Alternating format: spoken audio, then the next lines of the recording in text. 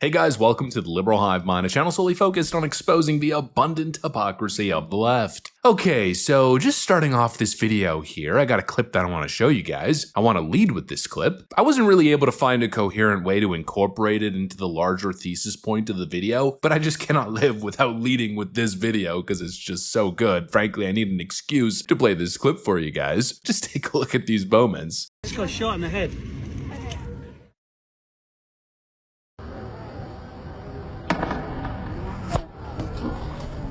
Oh.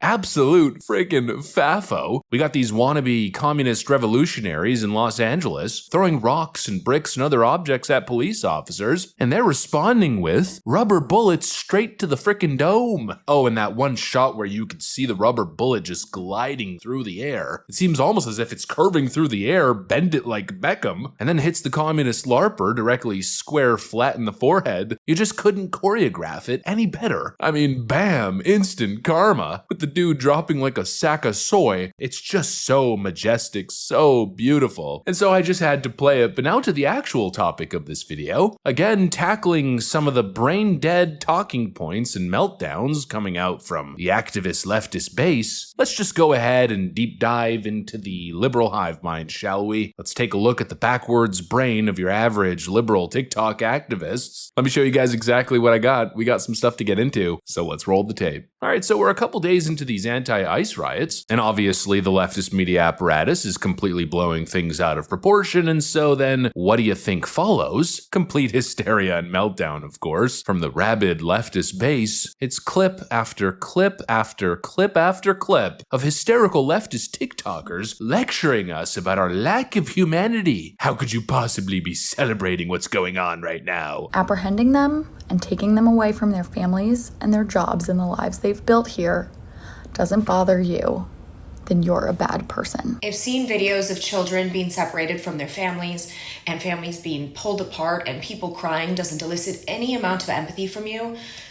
I'm so sorry, but you might be the problem. I could never and will never be friends with a Trump supporter. And I hate when people act like that statement is like a crazy thing to say. Personally, I like to share similar morals and values with the people I surround myself with. I say this with the most disrespect possible, but if you reap the benefits of Los Angeles and you're not willing to protect and respect the individuals who are the beating heart of Los Angeles, then leave this city. Because there are plenty of other states and plenty of other cities that will take you in your inhumane worldview, but it's not here. No human is illegal on stolen land. If you think what's happening with ICE, if you think what's happening with them, and what's happening to these families, to these people, and you are a part of that group and you can sleep at night, you are an awful human. This is so heartbreaking. It's so atrocious. It's so inhumane. You really do not give a about what's happening in LA or have no empathy for these ICE raids.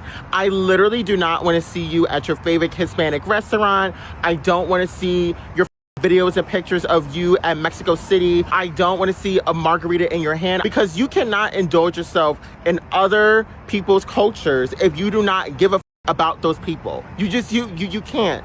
You can't. And for some people to just have zero empathy is actually disgusting, and we see who you are. How do you see what's going on in the country, and more specifically in Los Angeles right now, and think, wow, what a great job ICE is doing? How can you see families being torn apart and ICE coming into people's jobs and taking people away? How do you see that? And you're like, yay. You know, they have such moral righteousness. They present their ideas as if it's so common sense and it's something that you can't possibly disagree with. But essentially what they're advocating for is the dumbest, most self-destructive, insane policy outlook. This is the rot known as naive liberalism. The idea that feelings are more important than results or facts. That if you feel bad for someone, well then automatically they must be good, or society must bend over backwards for them. If people are crying, if people are sad because they're meeting the consequences of their own actions, well then we should just throw order into the garbage, throw the laws into the trash, because a couple naive liberals can't handle watching people cry on viral clips on the internet or on the news. This ideology is dangerous. It's how you end up with crime-infested cities, open borders, collapsing school systems, and of course George Soros prosecutors who refuse to do their job,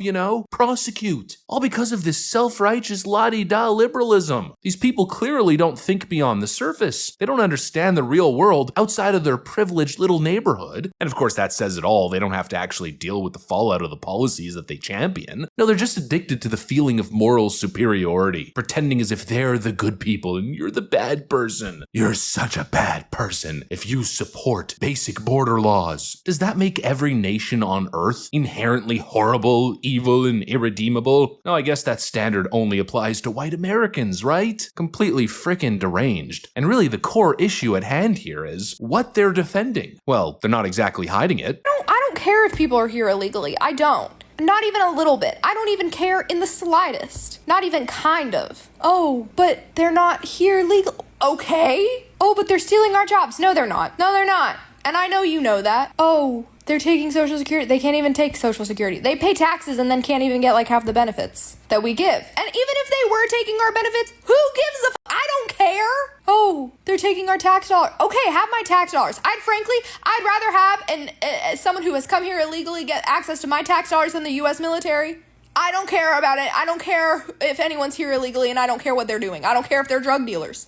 I don't care. I don't care if they're illegal. I don't even care if they're drug dealers. Yeah, well, you know who does care? The American people. A full-on mask-off moment. Yeah, obviously you don't care, because again, the only thing that's important to these activist types is the feeling of moral superiority. But that's the important word, right? The feeling of moral superiority. It's all about feeling morally superior. It's not about the facts or common sense policy or doing good. No, of course not. I mean, that's kind of the hypocrisy of this whole thing. We got all these people with their self-righteous indignation recording these unhinged meltdowns telling us that we're so bad. But look at what they're defending. Since June 6th, there have been 330 illegal aliens that have been arrested as part of these riots in Los Angeles.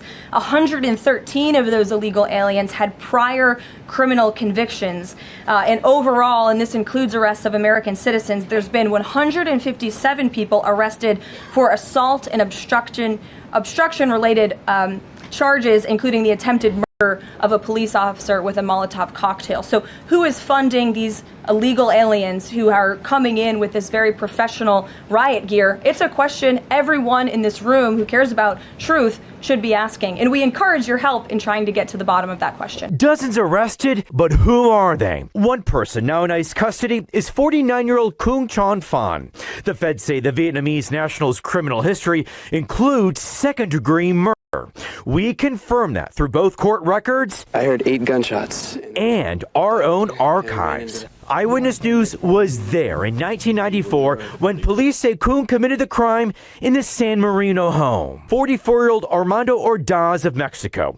We confirmed his criminal history does in fact include rape, sexual battery, and petty theft. I mean, there it is. This is what they're defending. Violent, gang-affiliated thugs, many with prior arrests and prior deportations. You simply can't reason with this kind of lunacy, folks. This feelings over facts nonsense. These people are out here lecturing us, pretending as if we're the problem, but they're marching on the streets crying on TikTok in defense of criminals. Wake up. Anyways, that's pretty much what I got for you guys. Just wanted to dip our toes a little bit into the leftist insanity on TikTok. As per usual, hopefully you enjoyed the video. If you did, make sure to leave a like and possibly subscribe. Thanks for watching, and I'll see you on the next one.